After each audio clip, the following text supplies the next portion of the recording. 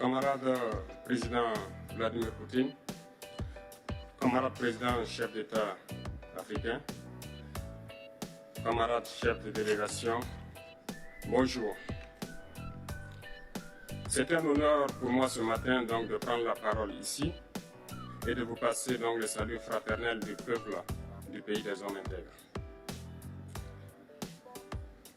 C'est aussi le lieu pour moi, avant tout propos, de rendre grâce à Dieu, Dieu Tout-Puissant qui nous a permis de nous réunir ici ce matin en bonne santé pour parler de l'avenir et du bien-être donc de nos peuples. Je m'en vais m'excuser auprès des anciens que je pourrais vexer dans mes propos à venir. Africanité oblige, des droits d'aînesse, je me dois de m'excuser. Camarades, j'ai quelques questions donc de ma génération, mille et une questions qu'on se pose. Mais nous n'avons pas de réponse. Et il se trouve qu'ici, nous pouvons laver donc notre linge sale parce qu'on se sent en famille. On se sent en famille en ce sens que la Russie est une famille aussi pour l'Afrique. C'est une famille parce que nous avons la même histoire. La Russie a consenti d'énormes sacrifices pour libérer le monde du nazisme pendant la Seconde Guerre mondiale.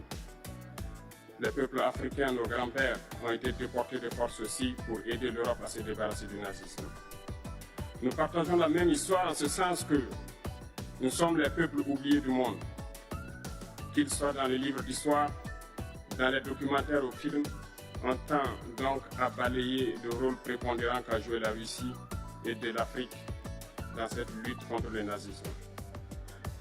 Nous sommes ensemble parce que actuellement nous sommes là pour parler de l'avenir de nos peuples,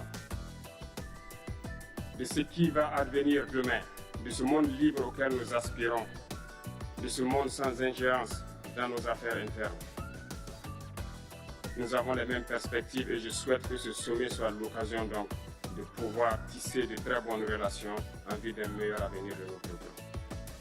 Les questions que mes générations se posent sont les suivantes, si je peux me résumer.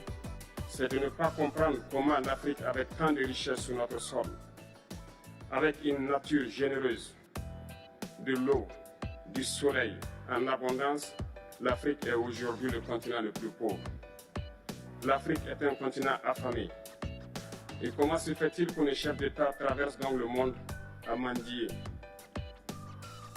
Voici des questions que nous nous posons et que nous n'avons pas de réponse jusque-là. Nous avons l'occasion de tisser de nouvelles relations. Et j'espère que ces relations puissent être les meilleures pour donner un meilleur avenir à nos peuples.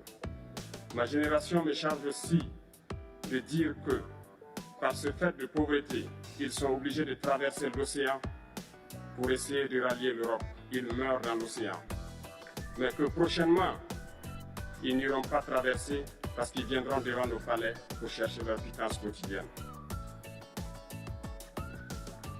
Pour ce qui concerne le Burkina Faso, aujourd'hui nous sommes confrontés depuis plus de 8 ans à la forme de manifestation la plus barbare, la plus violente du néocolonialisme, de l'impérialisme.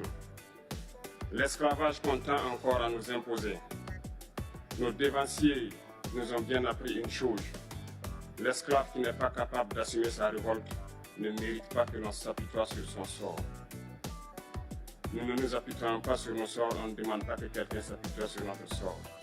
Le peuple burkinabé a décidé de lutter contre l'île terroriste en mesure de relancer son développement. Dans cette lutte, des vaillants peuples, des vaillantes populations se sont engagés à prendre les armes face au terrorisme. Ceux que nous avons affectueusement appelés les VDP, des volontaires. Nous sommes surpris de voir les impérialistes traiter ces VDP de milices et de tout type. C'est décevant. Parce qu'en Europe, lorsque des peuples prennent les armes pour défendre leur patrie, on les traite de patriotes. Nos grands-pères ont été déportés pour sauver l'Europe. Ce n'était pas avec leur consentement, contre leur gré. Et bien au retour, on se rappelle bien qu'à Tiaroy, lorsqu'ils ont voulu revendiquer leurs droits élémentaires, ils ont été massacrés. Cela ne fait rien donc. Lorsque nous, peuple, nous décidions de nous défendre, on nous traite de milices. Mais là n'est pas le problème.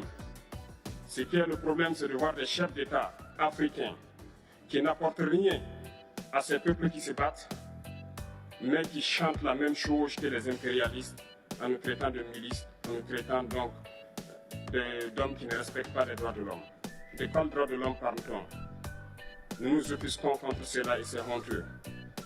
Il faut que nous, chefs d'État africains, nous arrêtons de nous comporter donc en marionnettes qui dansent à chaque fois que les impérialistes tirent sur les ficelles. Hier, le président Vladimir Poutine a annoncé donc l'envoi des céréales en Afrique. Nous sommes bien contents. Nous lui disons merci pour cela. Mais aussi, c'est un message passé à nous, chefs d'État africains, parce qu'au prochain forum, nous ne devrons pas venir ici sans avoir assuré, pour ceux qui ne connaissent pas la guerre, l'autosuffisance alimentaire de nos peuples. Nous devons prendre l'expérience de ceux qui ont pu déjà atteindre cela en Afrique, tisser de bonnes relations ici et tisser de meilleures relations avec la Fédération de Russie pour pouvoir assouvir les besoins de nos populations. Je ne serai pas peut-être long, le temps imparti est très court. Nous sommes obligés de nous arrêter à un moment donné. Mais je voudrais terminer en disant que nous devons donc rendre hommage à nos peuples qui se battent.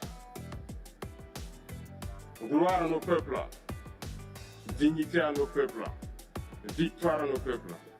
La patrie ou la mort, nous vaincrons. Merci, camarades.